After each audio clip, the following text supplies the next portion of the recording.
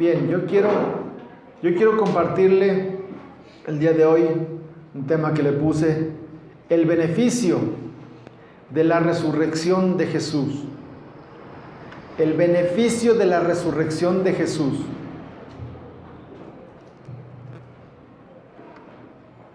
Hace un tiempo estaba viendo una película alusiva al tema.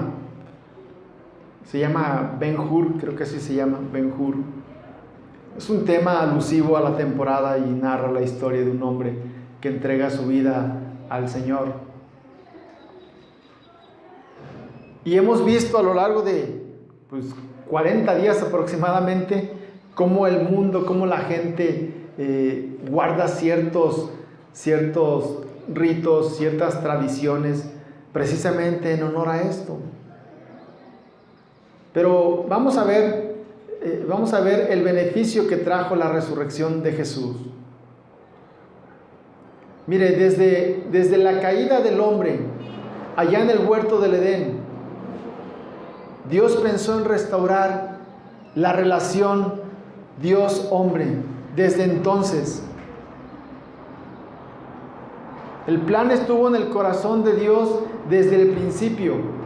Y escuche esto: la única manera para que esa relación que se había roto entre Dios y el hombre se restaurara era que alguien pagara un precio por nuestra redención.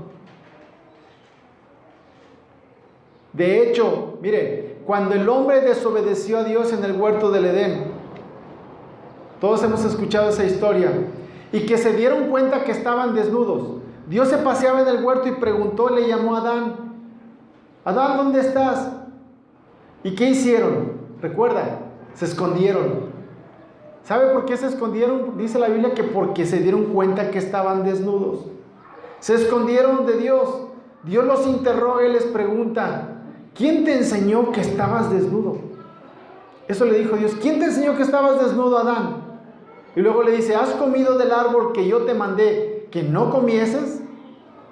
Y Adán, para pronto: la mujer que me diste me dio de comer.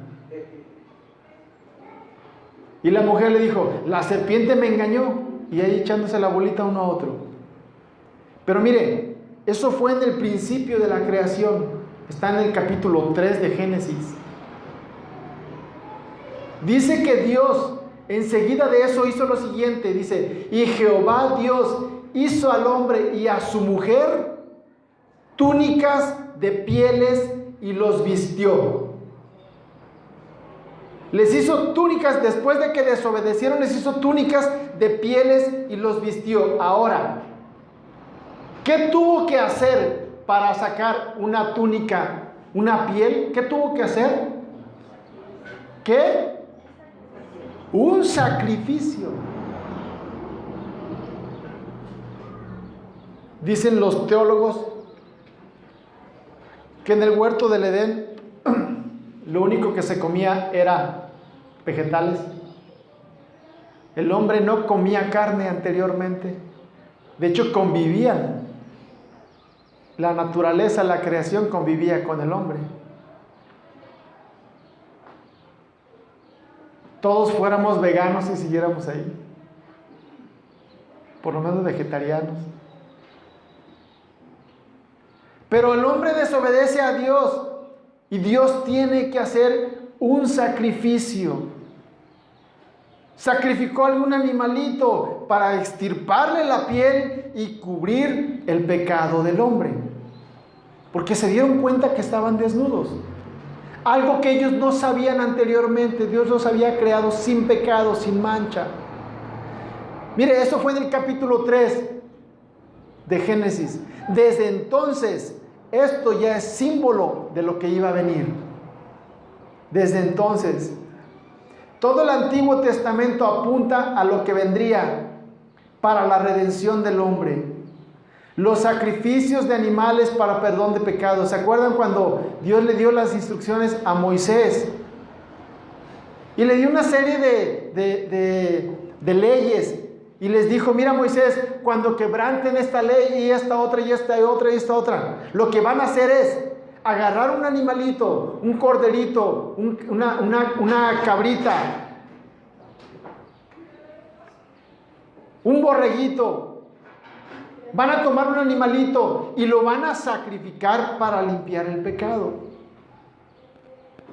Todo eso era símbolo o tipo de lo que iba a venir más adelante. Dios siempre lo planeó así. Jesús es el Mesías que había de venir. Miren lo que dice Hechos 4:12.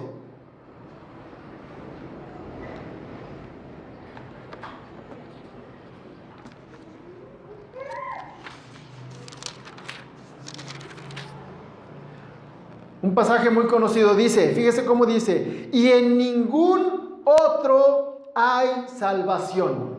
En ningún otro. Esa relación rota de Dios y el hombre desde el Génesis, desde Adán y Eva. Dios puso un medio llamado Jesucristo para que se restaurara esa relación. Y aquí en el capítulo 4, en el verso 12 dice, y en ningún otro hay salvación, dice, porque no hay otro nombre bajo el cielo dado a los hombres en que podamos ser salvos. No hay otro medio. A mí me da tristeza porque decimos y nos jactamos diciendo que nuestro país es un país 95% cristiano. Eso dicen las estadísticas. Yo me pregunto, ¿cuántos en verdad serán salvos? No se trata de una membresía en una iglesia. Es que yo pertenezco a la iglesia fulana. Es que yo soy de la denominación tal. Es que yo soy de la religión tal. No sé, eso es una membresía. Es como cualquiera que va a un club social, se inscribe y ya. Es que yo ya pasé por ciertos ritos que me hacen, que me aceptan o que me adhieren a esta religión. Y el corazón del hombre está lejos de Dios. Dice este pasaje que en ningún otro hay salvación, porque no hay otro nombre bajo el cielo dado a los hombres en que podamos ser salvos. No es en Buda, no es en Hare Krishna, no es en el Dalai Lama, en cualquier iluminado que usted me diga, en ninguno de esos es. ¿Es en quién? En Jesús, solamente. Ahora, muchos... Usted le pregunta, sale usted a la calle y le pregunta a medio mundo, ¿crees en Cristo? ¿Y qué le va a decir? Yo le pregunto, ¿eso es suficiente?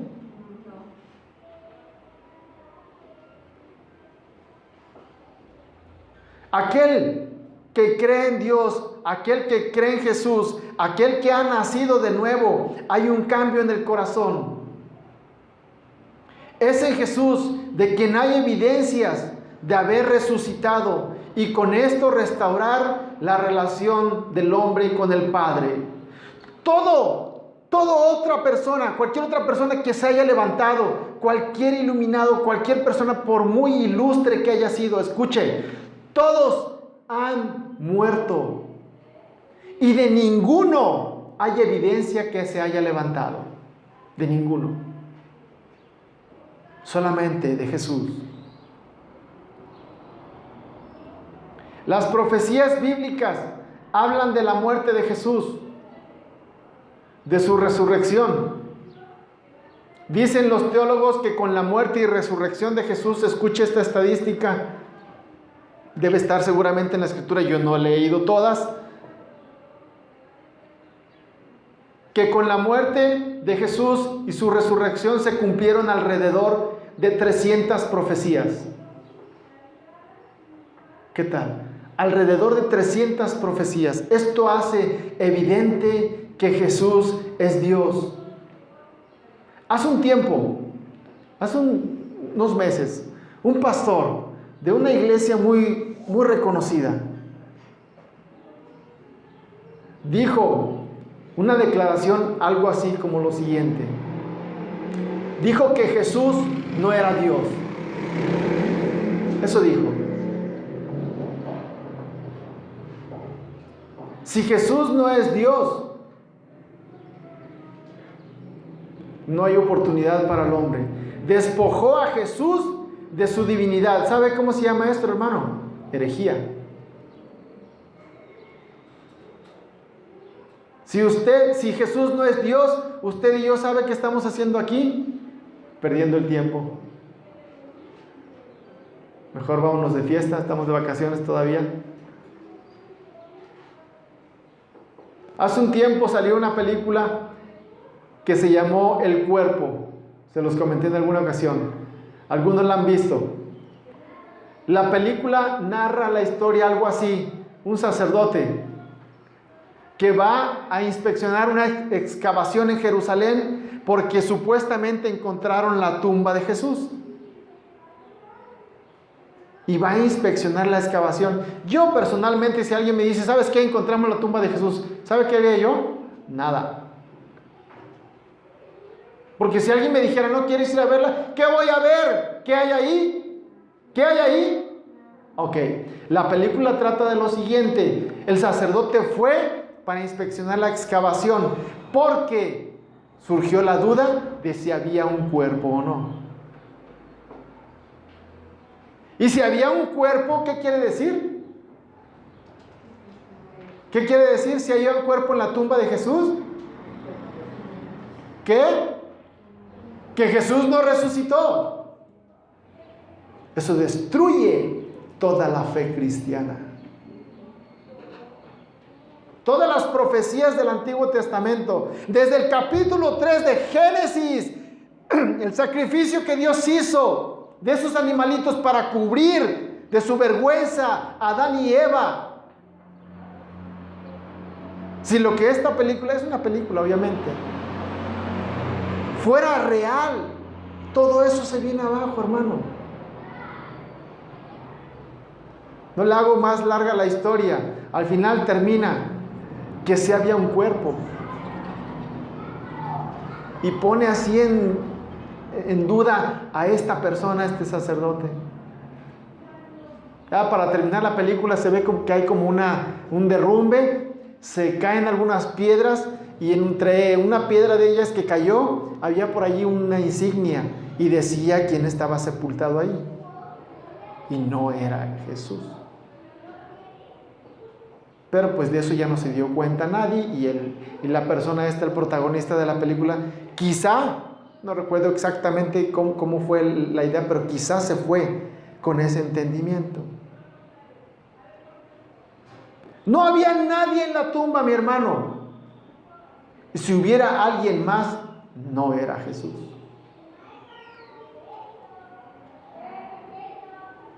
La buena noticia es que la tumba está vacía. Fíjese lo que dice Lucas 24, del verso 1 al 7.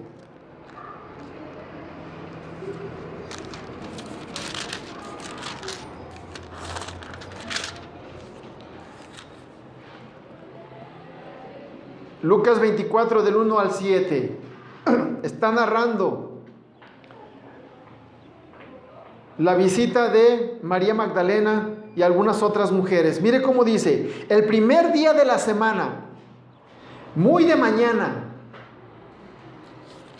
vinieron al sepulcro María Magdalena y algunas otras mujeres, dice, trayendo las especias aromáticas que habían preparado. Y algunas otras mujeres con ellas, dice, y hallaron, ¿qué dice?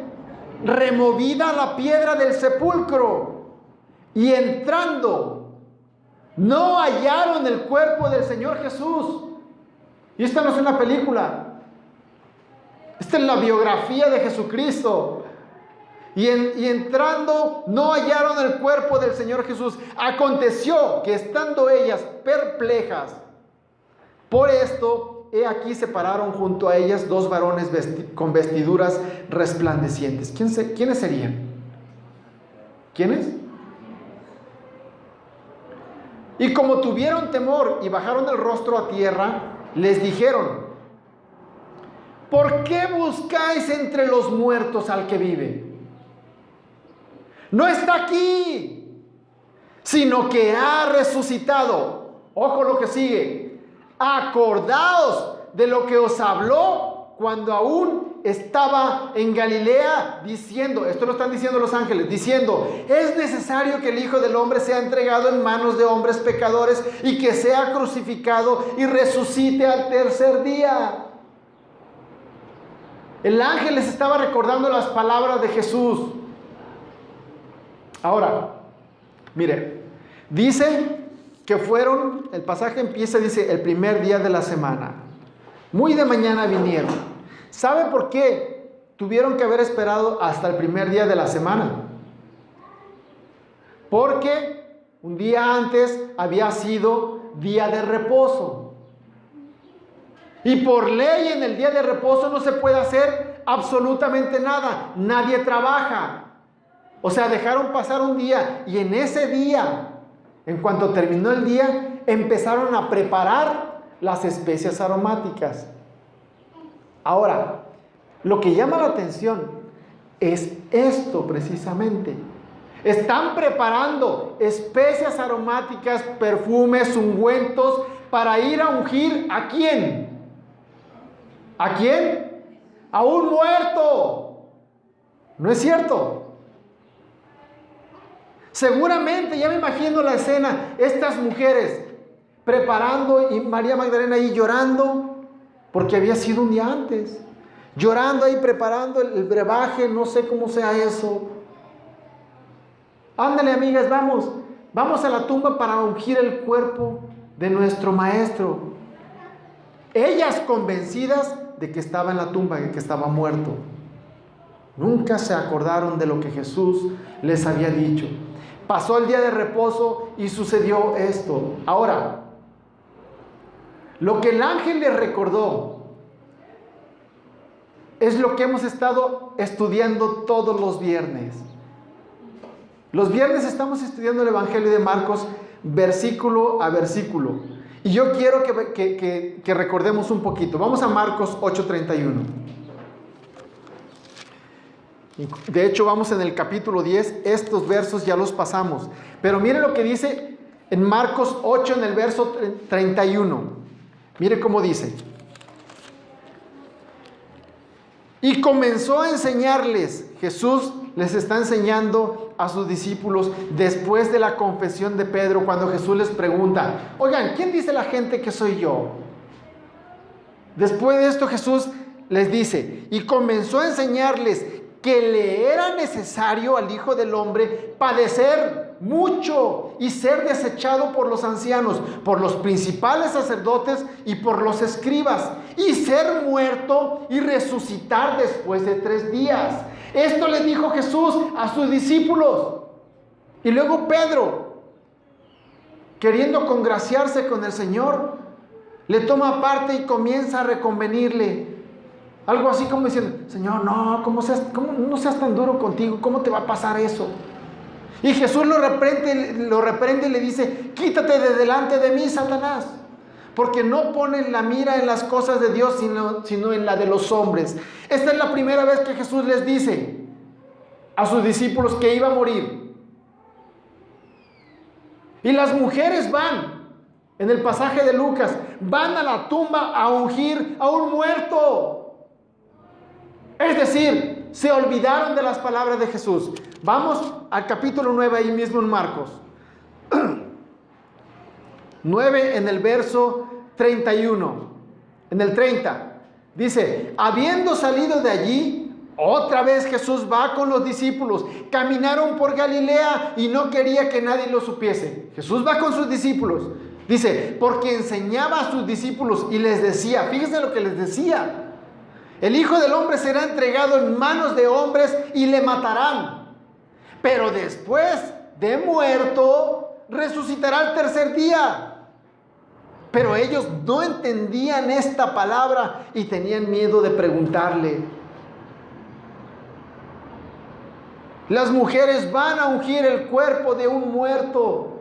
Se olvidaron por completo. Incluso el ángel les dice, no se acuerdan. Acordaos, dice, de lo que os habló cuando aún estaba en Galilea. Que era necesario que todo esto aconteciera. El ángel simplemente les está recordando a las mujeres lo que Jesús ya les había dicho. Ahora dijimos que muchas profecías se cumplieron con su muerte y resurrección.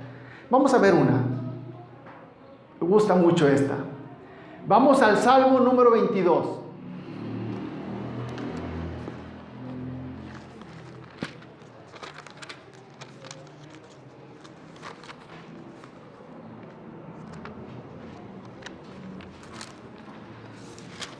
Salmos 22.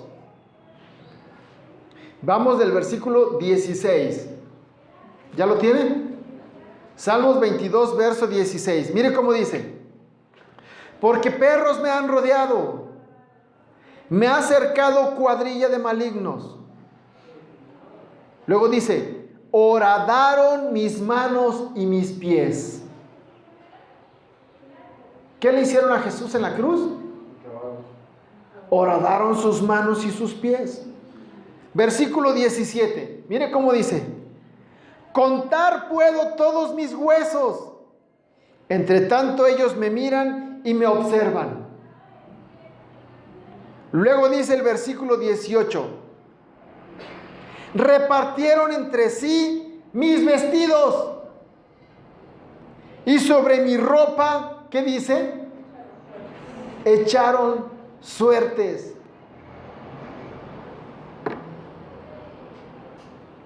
Ahora mire, ponga ahí una marca en este salmo. Vamos a Lucas 24, 39. Mantenga ahí abierto Salmos 22.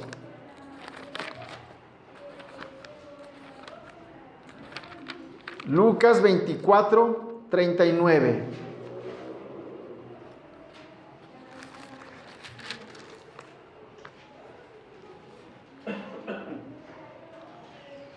Jesús está hablando. En el 38 les dice, pero Él les dijo, ¿por qué estáis turbados y vienen a vuestro corazón estos pensamientos? Dice Jesús, mirad mis manos y mis pies. ¿Por qué les dijo esto?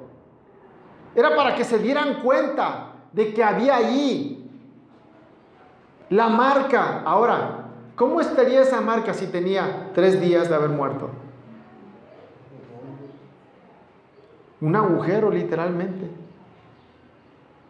Hay imágenes, yo he visto muchas imágenes de la representación de Jesús en una imagen, y muchas de ellas le dejan ver un agujero, literalmente, en sus manos y en sus pies.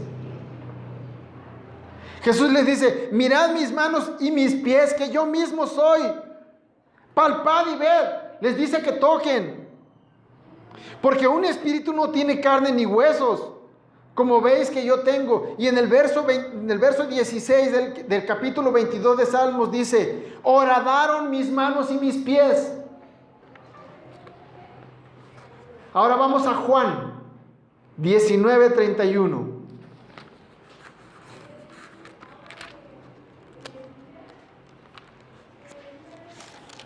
Son pasajes muy conocidos que todo cristiano lo sabe, pero es importante que los traigamos a memoria y lo tengamos siempre, siempre presente, siempre fresco.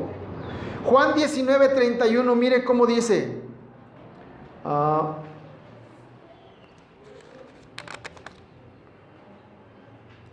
Dice, entonces los judíos, por cuanto era la preparación de la Pascua, a fin de que los cuerpos no quedasen en la cruz en el día de reposo, porque ya dijimos que en el día de reposo nadie podía hacer nada. A fin de que los cuerpos no quedasen en la cruz en el día de reposo, pues aquel día de reposo era de gran solemnidad. Rogaron a Pilato que se les quebrasen las piernas y fuesen quitados de allí. Me detengo aquí. La idea de quebrarle las piernas era por lo siguiente, escuche.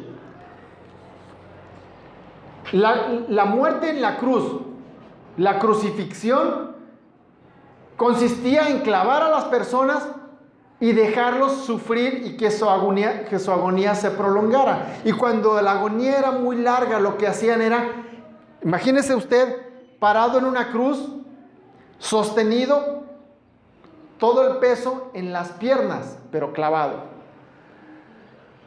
y sus manos clavadas, y todo el peso del cuerpo se sostiene allí. Y mientras está con vida, la persona hace todo el esfuerzo para sostenerse en pie. ¿Estamos de acuerdo hasta ahí? La intención de quebrarle las piernas y los brazos era la siguiente: cuando se les quiebran las piernas y los brazos, ya no hay manera de soportarse a sí mismo, de tal manera que el cuerpo se cae y cuelga literalmente de los puros clavos. ¿Sabe qué ocasiona eso? Como los huesos están ya quebrados, todo el cuerpo se comprime, las costillas, escuche, las costillas se hunden, oprimiendo los pulmones. Por consecuencia, ya no podían respirar, y eso hacía que la muerte fuera más rápida. Y dice el pasaje aquí, dice que como era día de reposo y no iban a poder hacer nada en ese día, le pidieron a Pilato: oye, déjanos quebrarle los pies para que se mueran. Los bajamos y los enterramos, y en el día de reposo, todo el sábado, pues ya no hay nadie en la cruz. Seguimos leyendo versículo 32 de Juan. Dice: vinieron pues los soldados y quebraron las piernas al primero. Recuerdan que crucificaron a dos con Jesús. Quebraron las piernas al primero, y asimismo al otro que había sido crucificado con él. Versículo 33, mire lo que dice: mas cuando llegaron a Jesús, como le vieron ya muerto, no le quebraron las piernas.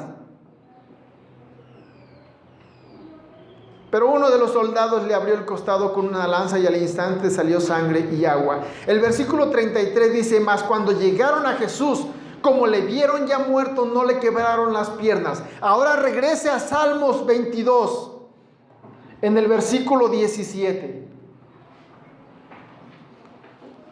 Salmos 22, 17. Mire cómo dice: contar puedo todos mis huesos, entre tanto ellos me miran y me observan. El salmista lo narra así porque a Jesús no le quebraron ni un solo hueso. A los que estaban con él sí, sin embargo a Jesús no. Seguimos. Mateo 27, verso 35.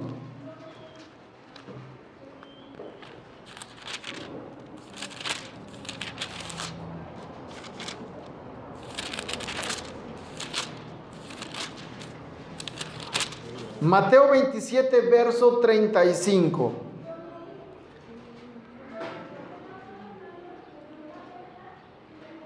Dice, ¿ya lo tiene? Dice: cuando le hubieron crucificado, mire lo que dice, repartieron entre sí sus vestidos, echando suertes. Es decir, se sortearon a ver quién se quedaba con la túnica, para que se cumpliese lo dicho por el profeta. Aquí dice incluso: partieron entre sí mis vestidos y sobre mi ropa echaron suertes. Quiero que regrese una vez más a Salmos 22, ahora en el versículo 18. Dice: repartieron entre sí mis vestidos y sobre mi ropa, ¿qué dice? Echaron suertes. Ahora, esta narración que hace el salmista David, y que Jesús lo está viviendo acá en el Evangelio de Mateo, déjeme decirle lo siguiente: ¿sabe cuándo lo escribió David? No, esta palabra del Salmo 22 no fue escrita días antes de que Jesús muriera, mi hermano. Esta profecía que David está narrando la escribió David aproximadamente 1000 años antes de Cristo. ¿Qué tal? David está narrando con lujo de detalle lo que Jesucristo iba a vivir en la cruz, lo que Jesús iba a experimentar. Horadaron mis manos y mis pies. Mis huesos puedo contarlos porque no me los quebraron. Y David dice: Van a echar suertes sobre sus ropas, se la van a rifar entre ellos a ver quién se la queda.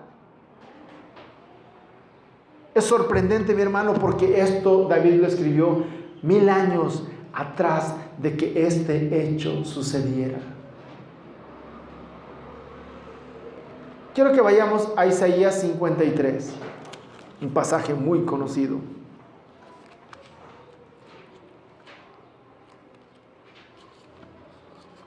Isaías 53, vamos desde el verso 1. Dice: ¿quién ha creído a nuestro anuncio? ¿Y sobre quién se ha manifestado el brazo de Jehová? Subirá cual renuevo delante de él y como raíz de tierra seca. No hay parecer en él. Está hablando de Jesús. No hay parecer en él ni hermosura. Le veremos más inatractivo para que le deseemos.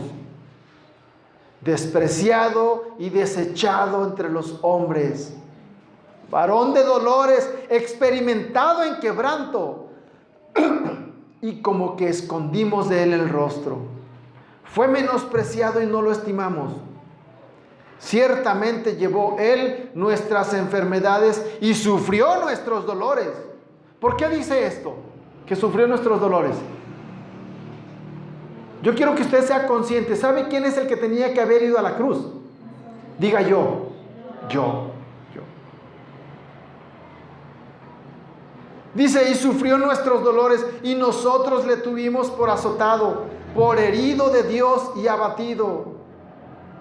Mas el herido fue por nuestras rebeliones. Y aquí no lo recalca. El herido fue por culpa suya y por culpa mía. Molido por nuestros pecados. Así fue, hermano, por nuestros pecados. El castigo de nuestra paz, la paz que usted y yo ahora gozamos porque somos hijos de Dios, dice: el castigo de nuestra paz fue sobre él y por su llaga fuimos nosotros curados. Todos nosotros nos descarriamos como ovejas, cada cual se apartó por su camino, mas Jehová cargó en él el pecado de toda la humanidad.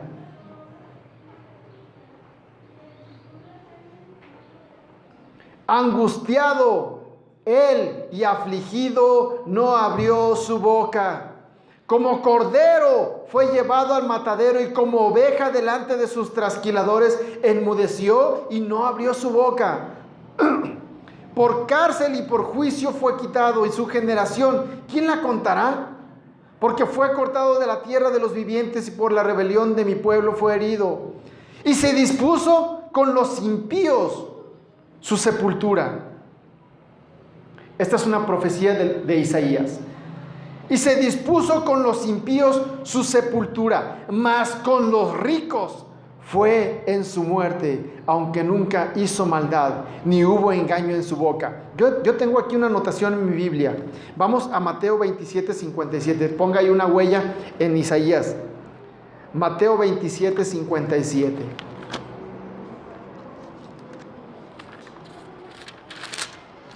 Isaías está narrando todo el viacrucis que Jesús iba a experimentar en el camino hacia el Gólgota, hacia el monte de la calavera. Mateo 27, 57, mire cómo dice.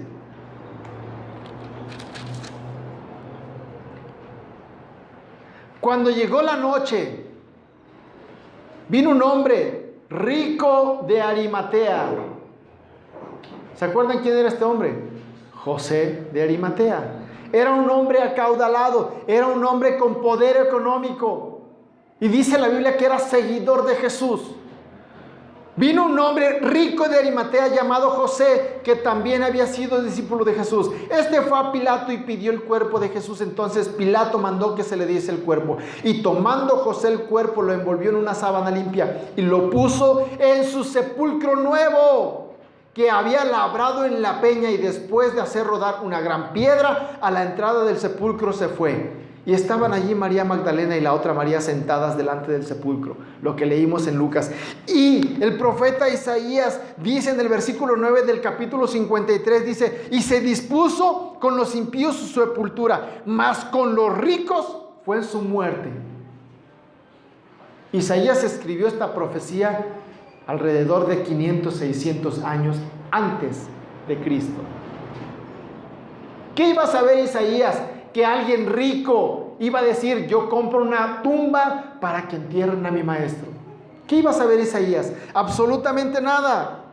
Versículo 10 del capítulo 53, allí en Isaías dice: con todo eso, escuche esto es súper interesante.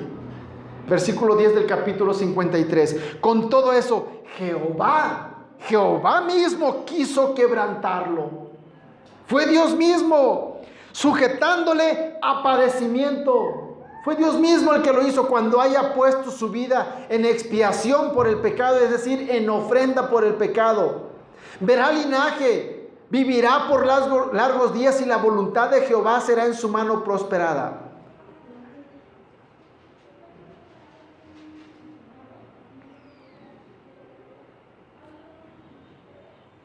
Versículo 12, mira cómo dice el 12.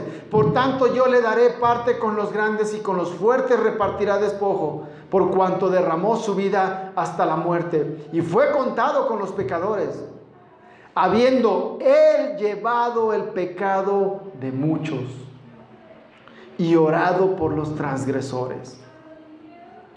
Esta escritura fue escrita muchos años antes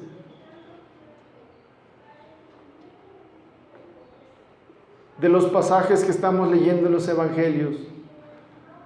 Estas profecías ponen de manifiesto que se trata precisamente del Mesías, de Jesús, de la promesa que había de venir, es decir, del Hijo de Dios. Es una verdad innegable. Mire, el pueblo cristiano, póngale el nombre que usted quiera: católicos, protestantes, como dicen algunos, evangélicos, cristianos. Todo el pueblo cristiano tienen una cosa en común: creemos que Jesús murió y que Jesús resucitó.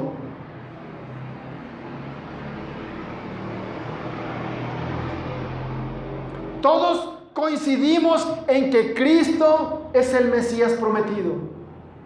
Si hay un grupo que no cree que Jesús haya sido el Mesías prometido y que no creen que Jesús resucitó, déjeme decirle algo: no es cristiano.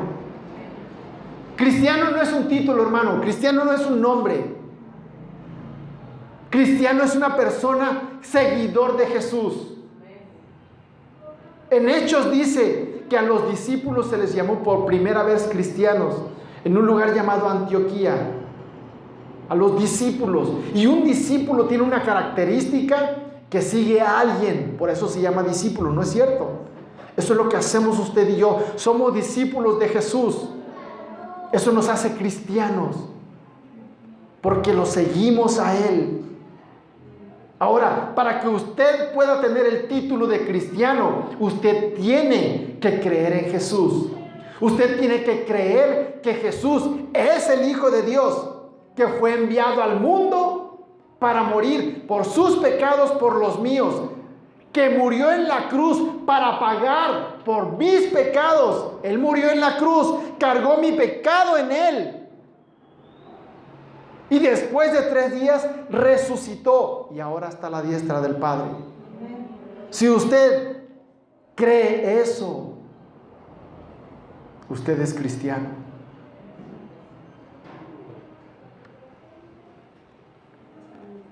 Podemos no coincidir en algunas otras cosas con muchos grupos cristianos. Podemos no coincidir en algunas otras cosas, pero este aspecto es fundamental. Es una doctrina fundamental: la muerte y la resurrección de Jesús. Ahora, ¿cuál fue el beneficio de la muerte y resurrección de Jesucristo? Escuche esto. Punto número 1 que yo le puse. La muerte y resurrección de Jesús trajo perdón de pecados. Perdón de pecados. Otra verdad contundente de la muerte y resurrección de Cristo. Dijimos que Dios buscó la manera de poder restaurar la relación que se había perdido por la desobediencia del hombre. Dios estimó un precio que había que pagar para el perdón de nuestros pecados. De esta manera poder tener nuevamente esa relación con Dios nuestro Creador. Y se valió de un precio que pagó Él mismo a través de su Hijo Jesucristo. Tuvimos una clase aquí hace como un mes, una enseñanza. Dios buscando a alguien para que pagara el precio por el pecado del hombre. En la tierra, pregunto, ¿había alguien que pudiera hacerlo? No. Todo estaba contaminado en la tierra. Dios necesitaba un precio para satisfacer su ira. Al no haber, Dios dijo, mi Hijo es el único que podría, y envió a su Hijo. Ya lo leímos en Isaías 53, Él herido fue por nuestras rebeliones, dice, molido por nuestros pecados, y el castigo de nuestra paz, Dios la cargó en Él. El versículo 6 de 53 de Isaías dice, mas Jehová cargó en Jesús el pecado de todos nosotros. Luego en el versículo 10 dice, cuando haya puesto en expiación, es decir, en ofrenda, su vida por el pecado. ¿Sabe qué sucedió allí en la cruz, hermano, cuando Jesús murió? ¿Sabe qué sucedió? Dios descargó su ira contra el pecado. ¿Y saben quién la descargó? ¿Saben quién la descargó? En Jesucristo. Dios descargó toda su ira por el pecado en la persona de Jesús. Ahora, mire, este sacrificio que Jesús hizo en la cruz del Calvario vino a sustituir todos los sacrificios que se hacían en el Antiguo Testamento, empezando desde aquel que Dios hizo para quitarle las pieles a esos animalitos y cubrir el pecado de Adán y Eva. Desde entonces, en el libro de Levítico se narran las leyes de la expiación por los pecados, y consistía en lo que yo les decía al principio. Miren, pueblo, cuando cometieren pecado de esta naturaleza o de esta otra, van a hacer lo siguiente: van a agarrar un corderito sin defecto, una cabrita sin defecto, un borreguito sin defecto, lo van a sacrificar en ofrenda por el pecado. Eso se hacía, el sacerdote lo hacía una vez al año, hermano, por los pecados del pueblo. Hacía esto una vez al año, entraba el sacerdote, ofrecía estos sacrificios, agarraba los animalitos, literal, rociaba la sangre. Tenía que haber derramamiento de sangre. Dios recibía la ofrenda y Dios limpiaba el pecado del pueblo. Y eso servía como un año de perdón más para el pueblo. Porque esto lo tenían que hacer, ¿sabe cada cuándo? Cada año.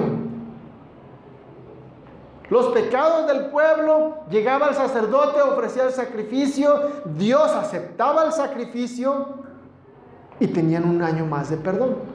Y seguían, y al año siguiente otra vez. Y eso era repetitivo, cada año, cada año, cada año. Esta ofrenda o expiación se tenía que hacer así. Era una expiación, escuche, provisional. Porque usted podía gozar de un año de perdón. Otorgaba un año de perdón. Al siguiente año había que volverlo a hacer, porque los pecados, pues todos cometemos pecados, ¿no es cierto? hasta que hubiera un sacrificio perfecto, se iba a poder dejar de hacer esos sacrificios de animalitos. Ahora, mire lo que dice Hebreos 4, versículo 14. Vamos a Hebreos.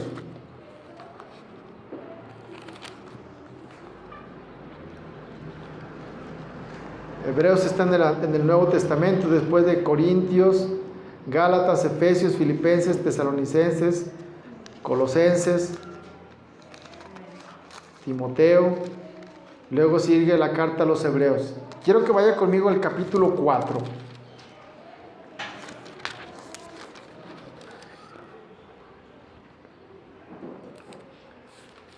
Les decía, el sacerdote entraba para ofrecer el sacrificio.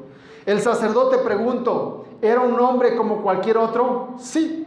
¿Cometía pecados? Sí. De hecho, antes de entrar, el propio sacerdote se tenía que purificar para poder entrar.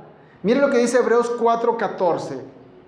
Por tanto, teniendo un gran sumo sacerdote que traspasó los cielos. Este gran sumo sacerdote, mi hermano, es sin pecado y sin defecto. Dice, Jesús, el Hijo de Dios, retengamos nuestra profesión. Porque no tenemos un sumo sacerdote que no pueda compadecerse de nuestras debilidades, sino uno que fue tentado en todo según nuestra semejanza, pero sin pecado. Recuerda que los sacrificios eran corderos sin defecto, los que se ofrecían en sacrificio. Aquí tenemos un cordero puro, sin mancha, y dice aquí, sin pecado. Fue tentado en todo según nuestra semejanza, pero sin pecado. Este gran sumo sacerdote que traspasó los cielos, Jesús, el Hijo de Dios, dice. Ahora vamos un poquito más adelante, Hebreos 10. Hebreos 10 en el versículo 12, mire lo que dice.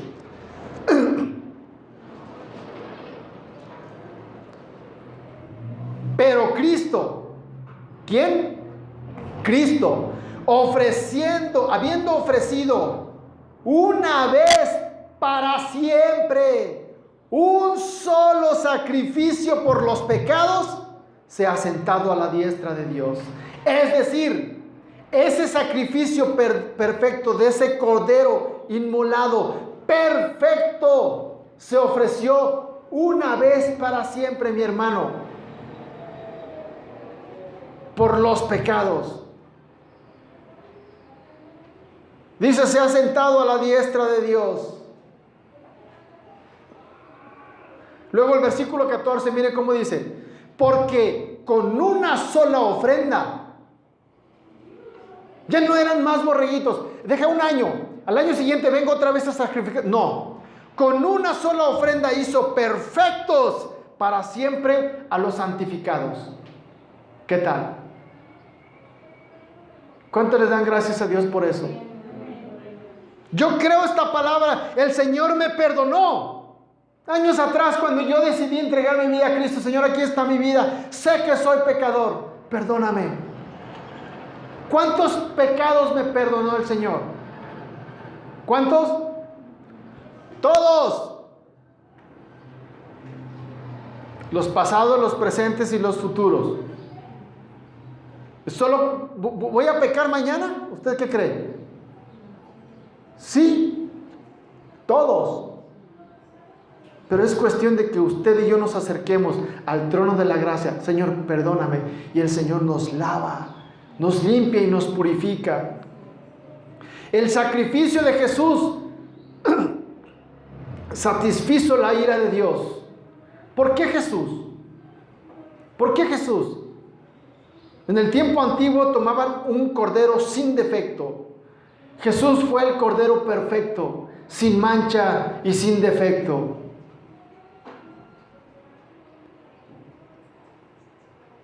Por eso tenía que ser un sacrificio como este, sin mancha, sin defecto, un cordero perfecto. Vamos a 2 Corintios 5:21.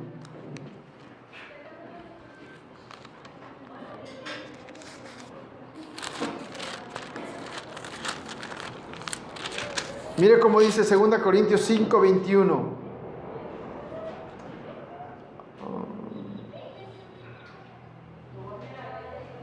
Dice, al que no conoció pecado. Está hablando de Jesús. Jesús no conoció pecado, mi hermano. Leímos en el pasaje anterior, fue tentado en todo, pero sin pecado. Al que no conoció pecado, por nosotros lo hizo pecado, para que nosotros fuésemos hechos justicia de Dios en él. Primera de Pedro 2:22. Voy a ir un poquito más rápido. Primera de Pedro es uno de los libros que están casi al final de la Biblia. Primera de Pedro 2:22. Mire cómo dice: el cual no hizo pecado ni se halló engaño en su boca. Son referencias de Jesucristo. Yo le digo su biografía. Primera de Juan 3:5, un poquito más adelante. Primera de Juan 3 en el versículo 5. Y dice, y sabéis que Él apareció para quitar nuestros pecados. Y otra vez dice, y no hay pecado en Él.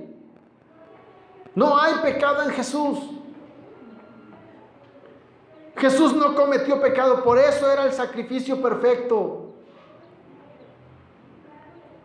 Jesús era Dios mismo encarnado. Negar la divinidad de Jesús, escuche, derribaría toda la validez del plan de salvación. Así de sencillo. Como ese hombre que dijo que Jesús no era Dios. Primera Corintios 15:21. Regresamos ahí. Primera Corintios 15:21. Mire cómo dice. Porque por cuanto la muerte entró por un hombre. Yo quiero pedirle que usted medite. Por cuanto la muerte entró por un hombre. ¿Por quién entró la muerte? Dice que por un hombre. ¿Quién fue el que pecó? Ah, exacto. Porque por cuanto la muerte entró por un hombre, también por un hombre la resurrección de los muertos.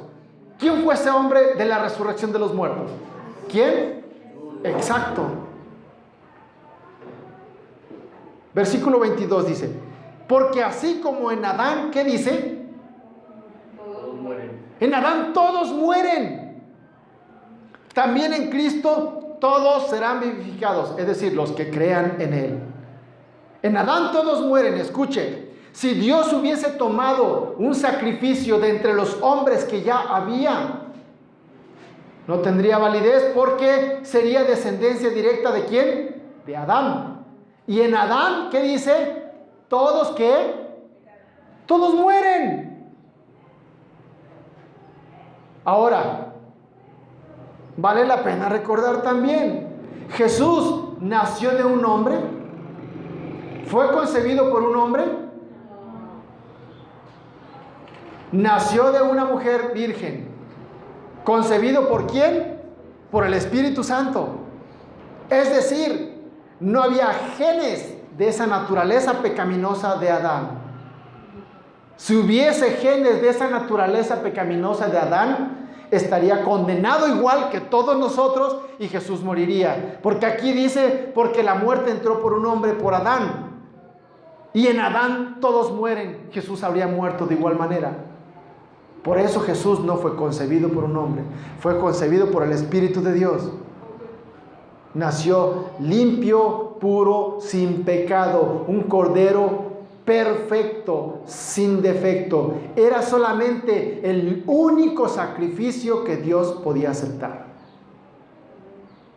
¿Vamos bien hasta aquí?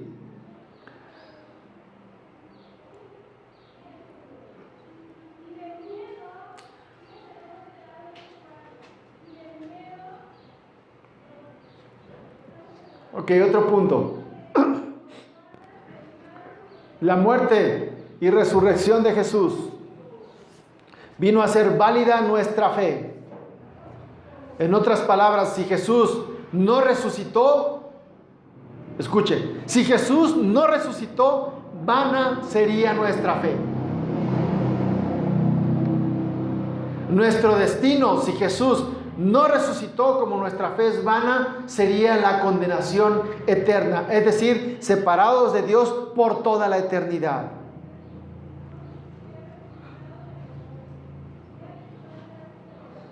No tendría caso que usted y yo estuviésemos aquí.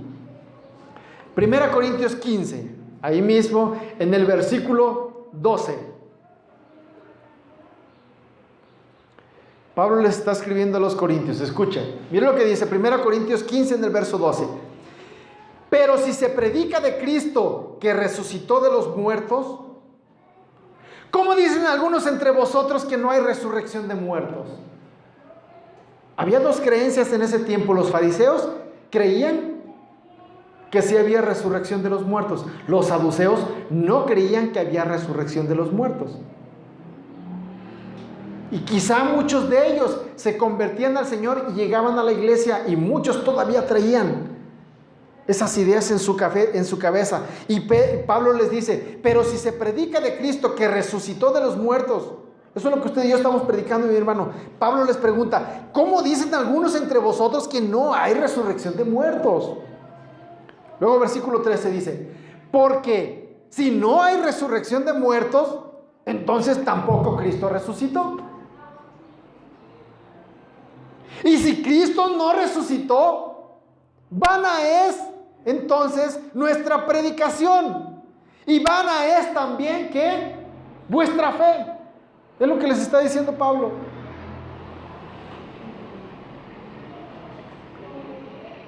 Dice, versículo 15, y somos hallados falsos testigos de Dios. Usted es falso, ¿eh? Si Jesús no resucitó, usted es un falso testigo de Dios. Dice, porque hemos testificado de Dios, hemos dicho de Dios, que Él resucitó a Cristo, al cual no resucitó, si en verdad los muertos no resucitan. Es lo que les está diciendo Pablo. Versículo 16. Porque si los muertos no resucitan, tampoco Cristo resucitó. Así Pablo, pues vámonos. Si los muertos no resucitan, tampoco Cristo resucitó. Versículo 17. Y si Cristo no resucitó, vuestra fe es vana. Lo que sigue está sumamente interesante. Vuestra fe es vana. Si Cristo no resucitó, aún estáis en vuestros pecados. ¿Y sabe qué significa eso? Si aún estuviésemos en vuestros pecados, porque la paga del pecado, ¿qué es? Estaríamos condenados si Jesús no hubiera resucitado. Permaneciéramos aún en pecado. No hay un medio de reconciliación con el Padre. Eso es lo que Pablo les está diciendo. Versículo 18. Después de que Jesús no resucitó, vuestra fe es vana y aún estáis en vuestros pecados. Pablo les dice, si esto fuera así, versículo 18, entonces también los que durmieron en Cristo perecieron. Es decir, todos aquellos que vivieron toda su vida creyendo y confiando en Dios y que ya murieron, todos ellos creyeron en vano, porque ahora están perdidos si Cristo no resucitó. ¿Ve la importancia de esta doctrina fundamental de creer que Jesús murió y resucitó? Versículo 19, este es el clímax. Si en esta vida solamente esperamos en Cristo, y póngale entre paréntesis, pero como Cristo no resucitó, somos los más dignos de conmiseración de todos los hombres. Es lo que Pablo está diciendo. Pobrecito de usted, mi hermana. Luego Pablo hace una aseveración, versículo 20. Mas ahora, Cristo ha resucitado de los muertos. Primicias. El primero. Por eso dice primicias. Primicias de los que durmieron es hecho. Es el primero que ha resucitado de todos aquellos que ya murieron creyendo en Él.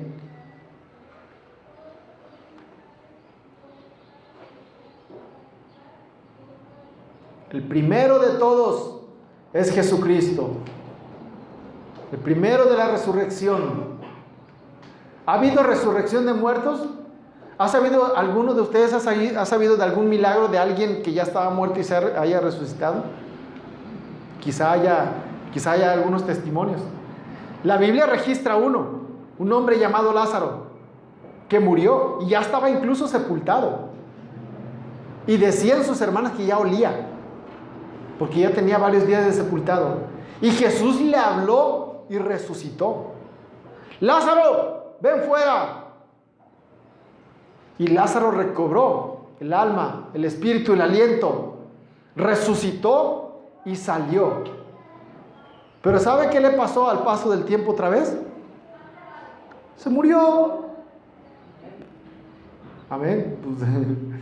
Pues sí.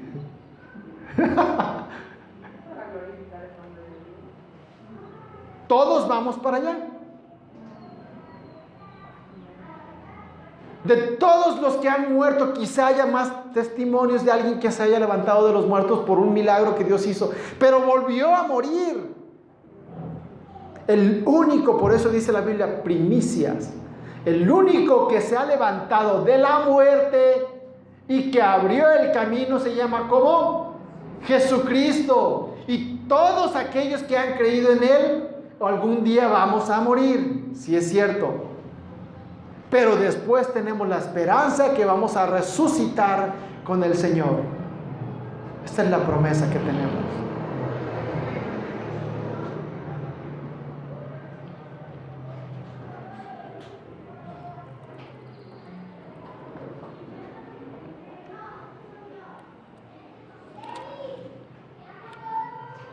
Jesús fue el sacrificio perfecto.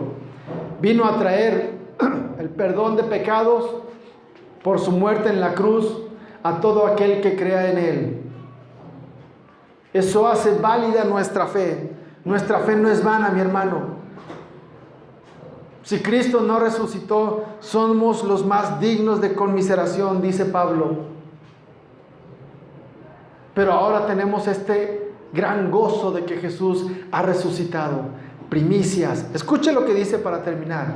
Tesalonicenses.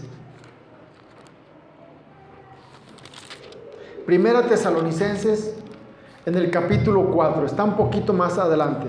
Después de Corintios sigue Gálatas, Efesios, Filipenses, 2 libros pequeñitos, Colosenses, y enseguida está Tesalonicenses.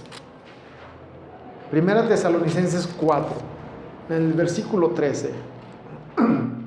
Yo quiero leerle esta porción y quiero que le sirva de ánimo para todo aquel que espera en el Señor y que cree en el Señor. Fíjese lo que dice: tampoco queremos, hermanos, que ignoréis acerca de los que duermen, es decir, de todos aquellos que ya murieron. No quiero que ignoren acerca de los que ya murieron, para que no os entristezcáis como los otros que no tienen esperanza. Es decir, cuando se desconoce el destino final de aquellos seres queridos que ya murieron, muchas veces el corazón del hombre se aflige. Y yo creo que no es para menos. Muchos hemos sabido, o muchos tenemos familiares que sabemos que murieron y que no llevaban una vida ordenada delante de Dios. ¿Cuántos han tenido familiares así? Todos.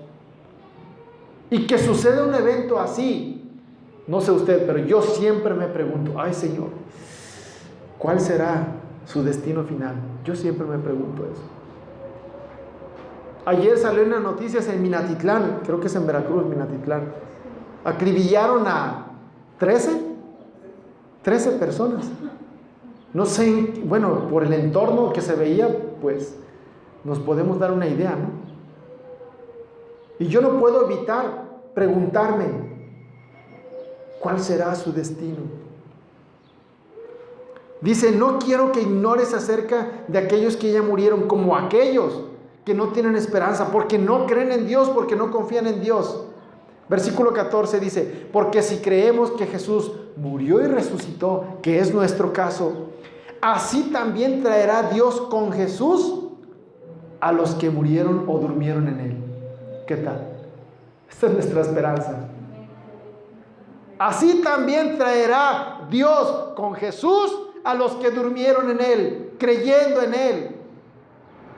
Por lo cual os decimos esto en palabra del Señor. Escuche esto, que nosotros que vivimos, que habremos quedado hasta la venida del Señor, es decir, si hoy viniera el Señor y estamos todavía aquí, dice, no precederemos a los que durmieron. Fíjese, incluso nos antepone a aquellos que estamos vivos. Si hoy sucediera este evento, versículo 16 dice, porque el Señor mismo con voz de mando, con voz de arcángel y con trompeta de Dios descenderá del cielo, y los muertos en Cristo resucitarán primero. Luego nosotros los que vivimos, los que hayamos quedado, seremos arrebatados juntamente con ellos en las nubes para recibir al Señor en el aire. Y así estaremos siempre con el Señor. Y termina el capítulo diciendo, por tanto, alentaos los unos a los otros con estas palabras. Que estas palabras sigan de aliento a nuestra vida, a nuestro corazón. Yo quiero terminar con este pasaje, Efesios 2.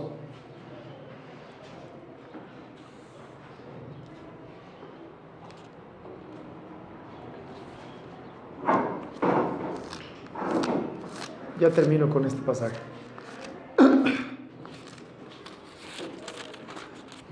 Efesios 2. Siempre está abierta la oportunidad para el hombre. Mire cómo dice Efesios 2 en el versículo 5. Aún estando nosotros muertos, estando nosotros muertos en pecado.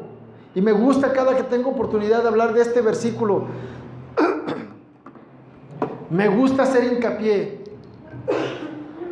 Es bien claro el pasaje porque dice que aún estando nosotros muertos en pecado, es decir, Dios no se esperó a que usted escuche. Dios no se esperó a que usted hiciera algo bueno, actuara de manera bondadosa para Dios mirar su corazón y tener misericordia de usted.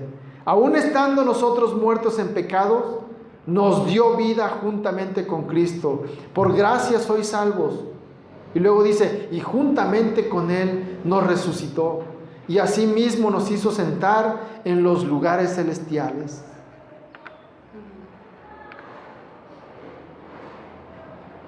Versículo 8, mire cómo dice el versículo 8. Porque por gracia sois salvos. Hemos dicho cualquier cantidad de veces, gracia significa un favor inmerecido. Porque por gracia sois salvos por medio de la fe. Esta es la clave, mi hermano.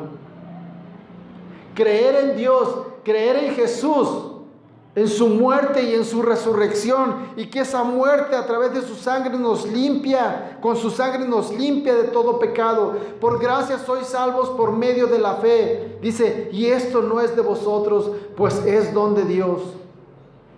Es decir, es un regalo de Dios la salvación. La fe es un regalo de Dios, no por obras para que nadie se gloríe.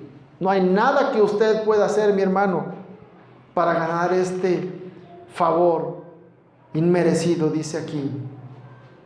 Póngase de pie, por favor.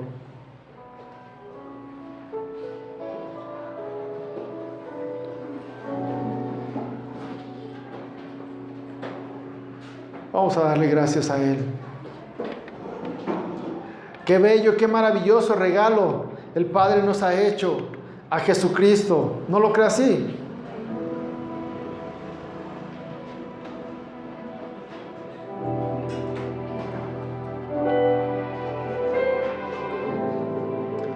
Ay, Señor, lo único que podemos hacer es darte gracias.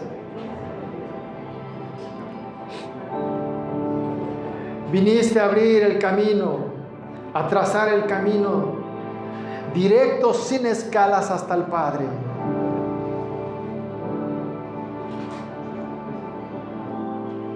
Él es el camino, mi hermano. Él es la verdad y es la vida.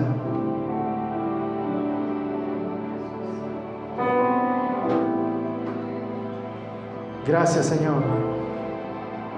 Gracias, Padre. por tu sacrificio perfecto en la cruz, por pagar por mis pecados, Señor. Ahora yo tengo entrada directamente hasta ti, Señor, por medio de Jesucristo. Y sé que si hoy tú me llamas a cuentas, estaré contigo, Señor.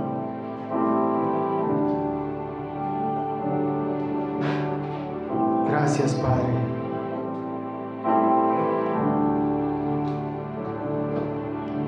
A ti, Jesús, que diste todo por amor, dejando mi pasar en una cruz. A ti, Jesús, que te vestiste de la majestad, me viste siendo pecador, sin valor. Una vez más. A ti, Jesús, que diste todo por amor, dejando mi pasar en una cruz. A ti, Jesús, que te vestiste de la majestad, me viste siendo un pecador, sin valor. ¿Cómo yo podré pagar? ¿Cómo yo podré pagar tanto amor si anulaste todo el decreto que había en contra de mí? Tú lo clavaste en una cruz y despojaste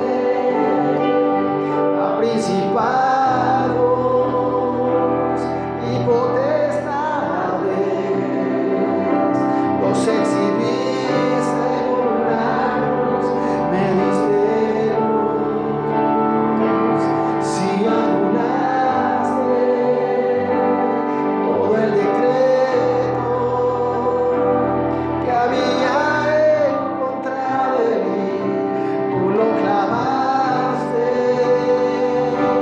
en una cruz. Gracias, Señor. Y despojaste a principados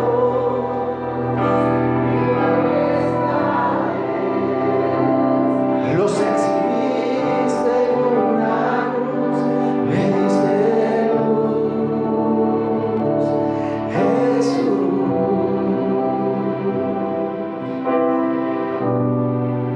Gracias, Jesús. Vamos a darle gracias a Él. Tómese un minuto más, por favor. Dígale, Señor, muchas gracias.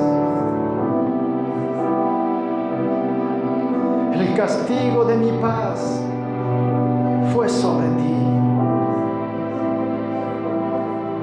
Tú cargaste con nuestra vergüenza. Tú cargaste con nuestro pecado, Señor. Cordero puro, limpio, perfecto, sin mancha, sin defecto. Tomaste mi lugar en la cruz y ahí me justificaste, Señor. Gracias, Señor. Gracias, Padre, por tu palabra.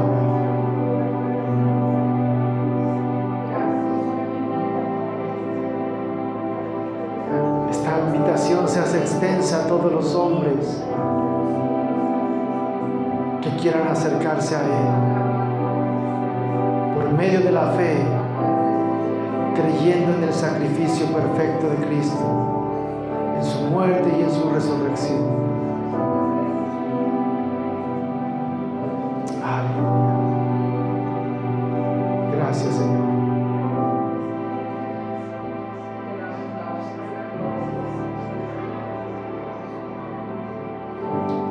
Gracias, Padre, por tu palabra.